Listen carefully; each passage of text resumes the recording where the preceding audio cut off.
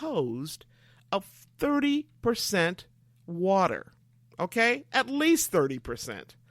Now, if all of those skin cells don't get sufficient amounts of water, guess what? They'll start to wither and shrink.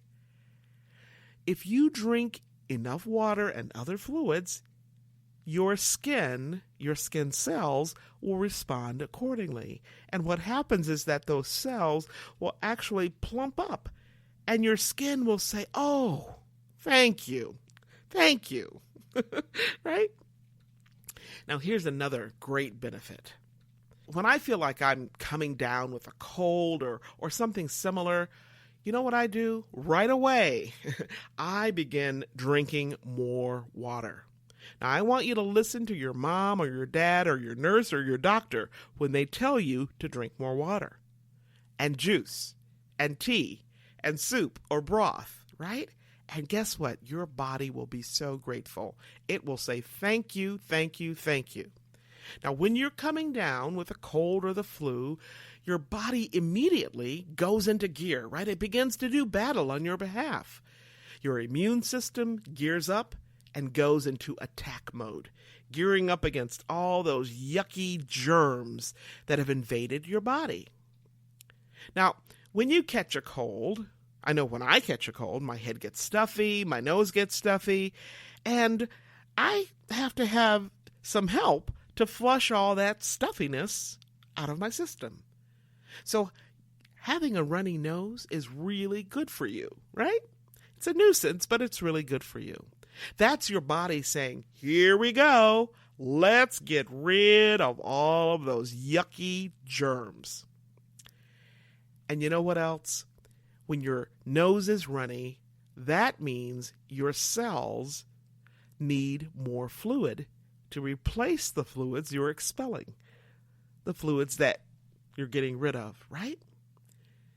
Now, staying well hydrated also helps keep your nose and your throat moist, right? And it helps to loosen up the mucus in your body, your entire body. You want to keep your nose and throat moist because it helps to keep the germs at bay, right? Okay, your doctor or nurse may have told you, if you have a dry nose, guess what? You want to change that because that's the entry point for germs. All right. Now, another great benefit of water is that it helps keep your digestive tract in good shape. By staying well hydrated, you actually reduce the risk of constipation, okay? That means getting too much of stuff in your colon, right? And it also helps reduce the risk of some types of colon cancer. Now, how do you stay well hydrated? Especially if you're a busy person, right? You're a busy mom, you're a busy dad, you're a busy teenager, you're always on the move with your career or school or schedules or what have you, right? So I'm going to give you a few tips to help you be sure to stay well watered, well hydrated, okay? Now, you might want to write some of these down because these are really good. Get out your notepad or your tablet, whatever you have handy, okay? Here we go. Now, before you have breakfast, be sure to drink an 8-ounce glass of water. You can drink it all before you make breakfast. And then, while you're making breakfast, sip on another 8-ounce glass of water. Yum, yum, right? Pretty easy, right? Now, I have one friend who says 3 glasses of water even before you start your breakfast, okay? So you can mix it up depending on those factors that we talked about earlier, right? Your climate, how active you are, all of those things. Now, here's another tip. I often work from my home office, okay, with coaching clients or my consulting clients, or I'm teaching or what have you. And I set an alarm on my phone or on the computer or in the kitchen or wherever I happen to be working, right, to remind me sometimes to take a drink of water. Now, you can do the same thing. Simply set something on your phone. Probably easy smeezy, right? Another tip, another trick, is to pour water into a larger container than an 8-ounce glass, right? You can try using your favorite reusable water bottle or maybe that half-gallon jug or gallon jug so that you can have water all morning and well into the afternoon.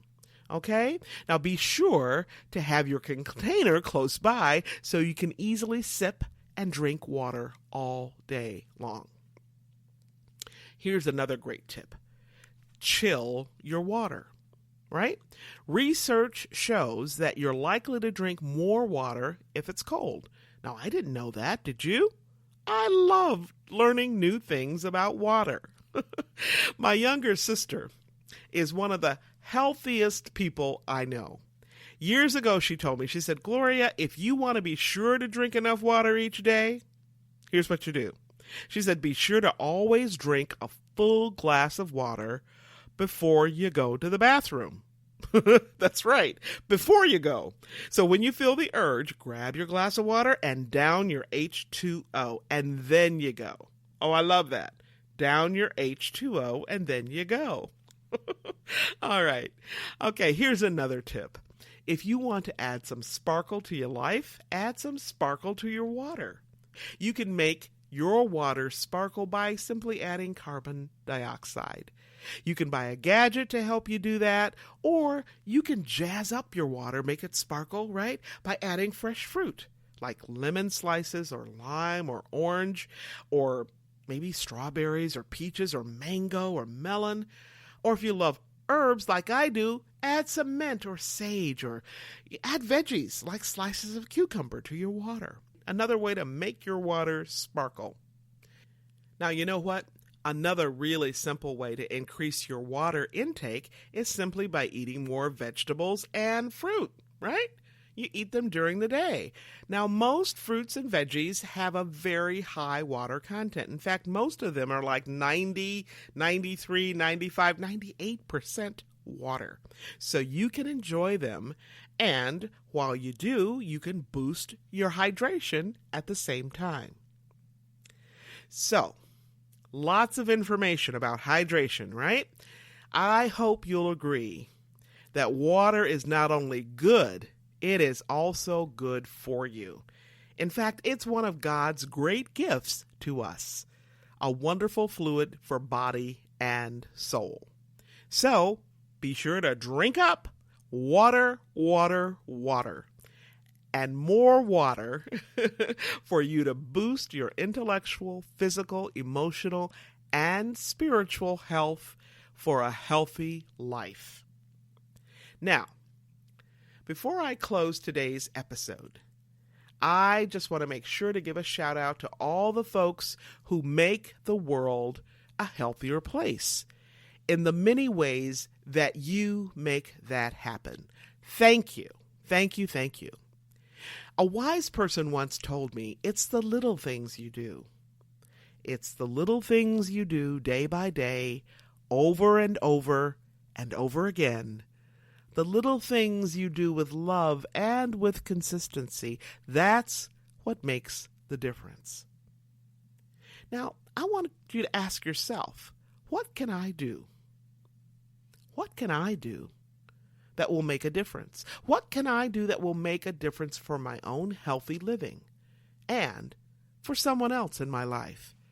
Is it for a spouse, your daughter or son, your sister or brother, your mom or dad, or for your teammate at work, or for somebody in your church or temple or synagogue? Maybe it's for your neighbor. You know what?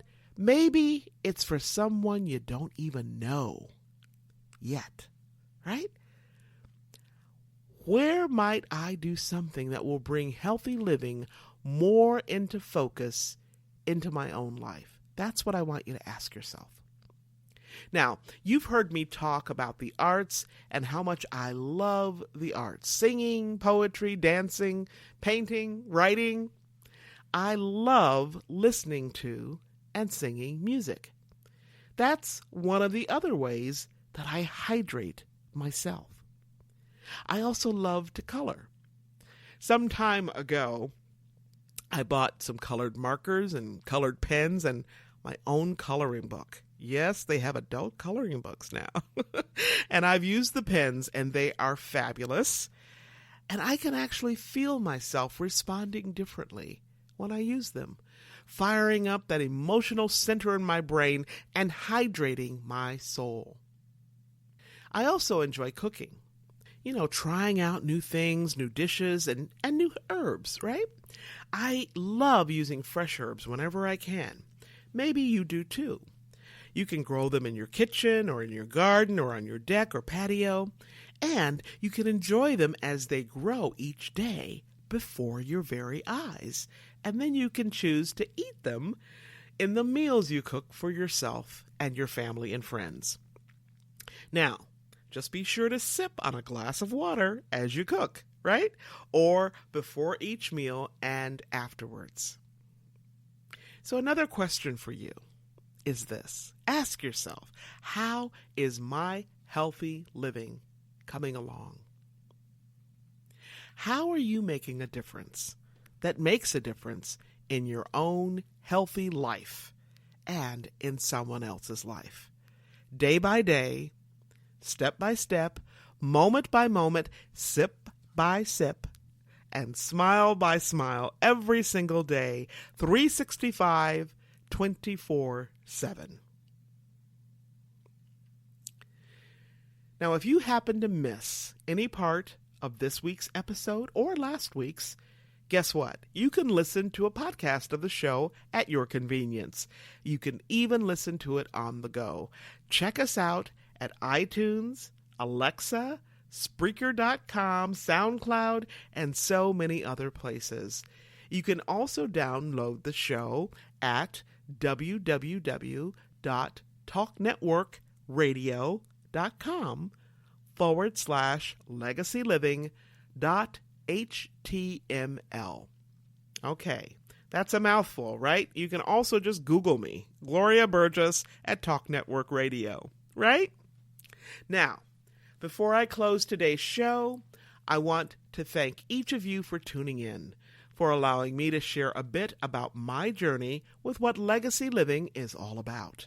Not just living and learning, but living and learning and serving so that you make a difference in your own life and in the lives of others. It's about being on purpose every single day, 365, 24/7. Legacy living is a powerful way to make your life count. Once again, thank you for joining me for today's episode. I'm your host, Dr. Gloria Burgess, and this is Legacy Living, Make Your Life Count. Please join me again next time right here on Talk Network Radio for another episode of Legacy Living, Make Your Life Count. We're here every week, sometimes several times a week. Now remember, don't just count the days in your life. Make the days in your life count. That's what legacy living is all about. Have a fantastic day, and remember, make the days in your life count. God bless.